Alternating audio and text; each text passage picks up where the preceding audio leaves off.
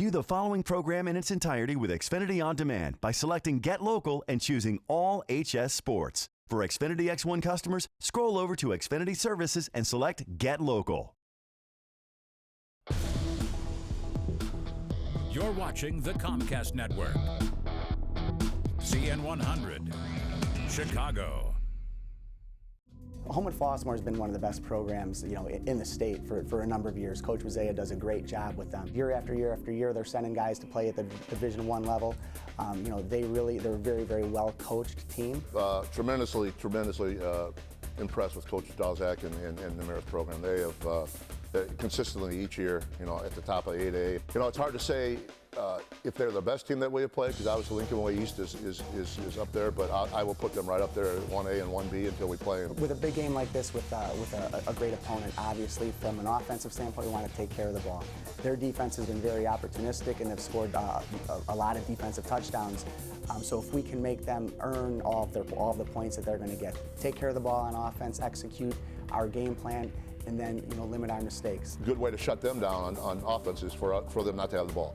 And so we have to find some way to possess it. We know that we're just not going to line the ball up and run it against them, so we have to mix it up, and our guys are going to have to play at a top level to play next week. Welcome to Flossmoor, everybody, for the CN100 Game of the Week today. It's an 8A quarterfinal matchup. It's Marist against Homewood-Flossmoor. Welcome, everybody. I'm Jim Blaney, along with my Hall of Fame partner, Jack McInerney, and it is a great time of year. It's chilly, but the sun is out today. Actually, the weather conditions, Jack, are not too bad because the wind isn't blowing to the point where it's going to adversely affect the game. Well, really, it's going to be a good balance for both teams. The wind is always a factor in some cases. The kicking game, to me, are well balanced right here. Special teams are both even on either side, so the wind really won't be a factor today. Let's talk a little bit about the two teams you are going to be seeing today. Both of them come in with only one loss on the season. Both of these teams, their one loss is to a team that is still alive in the state playoffs. First of all, Marist. They are having an outstanding year. They lost their opener against Brother Rice. They have not lost since.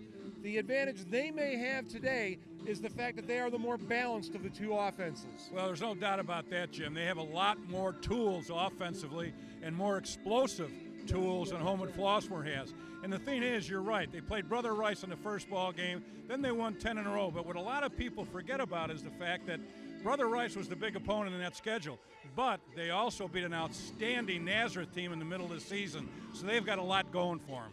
Meanwhile, for HF, they only have one loss on their resume. That loss came against Lincoln Way East, but Lincoln Way East has beaten everybody they've played so far this year.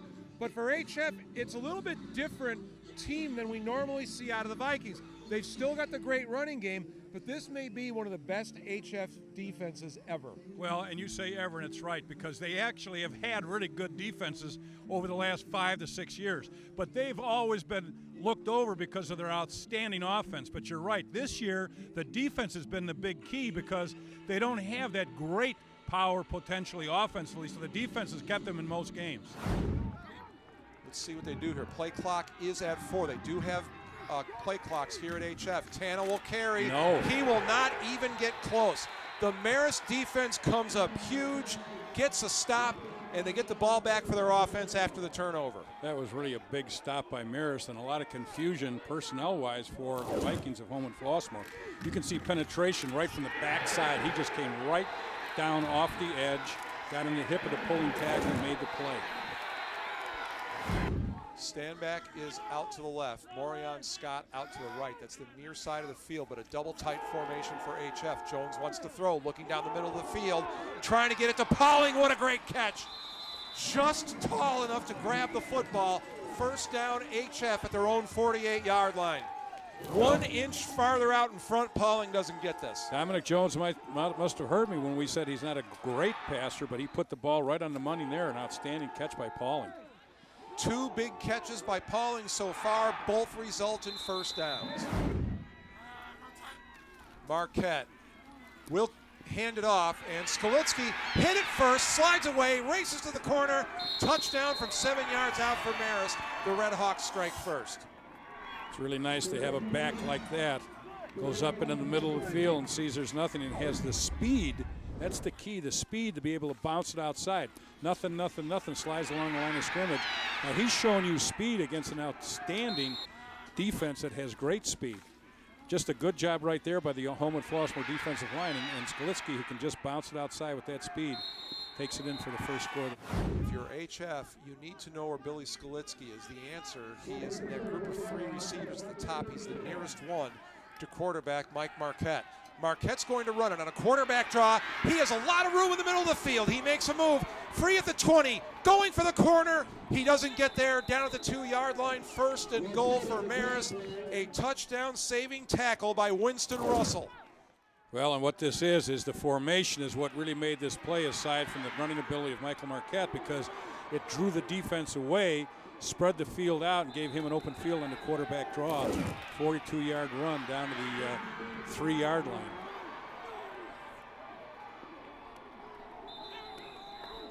They want to try and throw it and take advantage of Thompson with a mismatch. They are moving everybody, and now Thompson has single coverage. Marquette will drop back. He's punted out of this every time he's lined up like this today.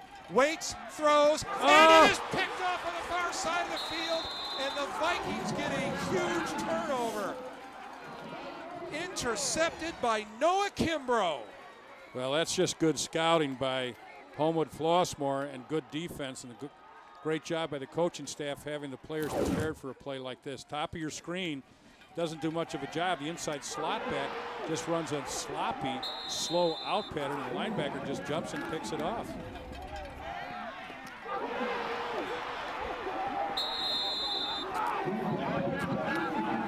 To view this exclusive Xfinity TV programming in its entirety, check the CN100 schedule for a list of airtimes, or view this program anytime on demand by selecting Get Local and choosing CN100. For Xfinity X1 customers, scroll over to Xfinity Services and select Get Local.